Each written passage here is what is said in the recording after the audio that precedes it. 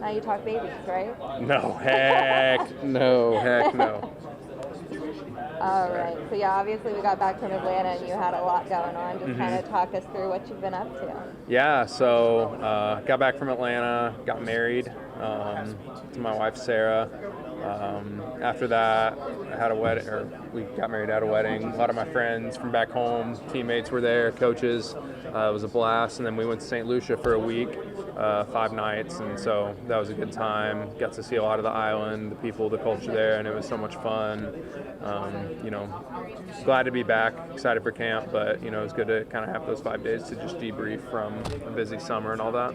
Obviously, you had a lot of guys at your wedding. What's it like to kind of take those connections that you have and bring them outside of football? Yeah, I think it's just that. It's like, this relationship that we build in the building is more than just like on the football field. Having those guys be there to support me on my big day, being able to see their smiles of excitement for me, it's really cool, and it's something that I'll treasure a lot. My wife and her family were all talking about. It's so cool seeing all the football guys like cheering and being the loud bunch and waving their hands and all that, and so I'll treasure those guys that were able to make it, and I know the guys that couldn't. Life's busy. Those relationships that we have in this building are special, and I'm appreciative of them. We obviously talk about everybody changing and kind of the transfer portal, everything, but 6 years you've been here, and that's kind of rare nowadays. Was there ever a doubt in your mind that you were going to come back?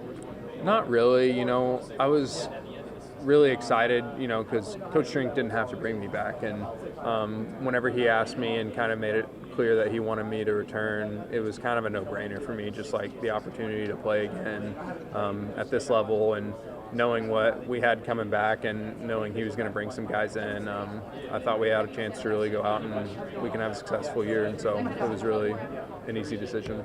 As a vet with a lot of new guys in your locker room, what's some of the biggest advice that you've been given to them?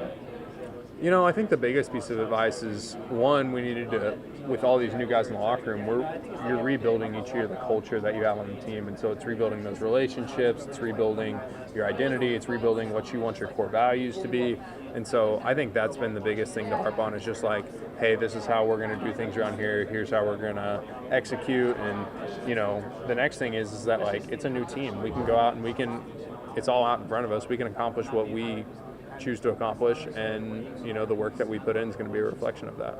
Obviously, when we got back from Atlanta, we got those preseason rankings, and Mizzou was towards the bottom. Does that give you guys just kind of a extra motivation to get the job done? Yeah, it's motivation. Whenever you see people put yourself down there and you think about all the work you've done, it kind of it's a punch in the gut, but it is what it is. Like, it's preseason for a reason. We play the games, and we'll see where it ends up. The quarterback controversy, everybody's taking snaps at the ones. Some of the biggest things in camps that you think, as a receiver, you're looking for in a quarterback? I think at the end of the day, the coaches are going to go out and make the best decision that gives our team the best chance to win games.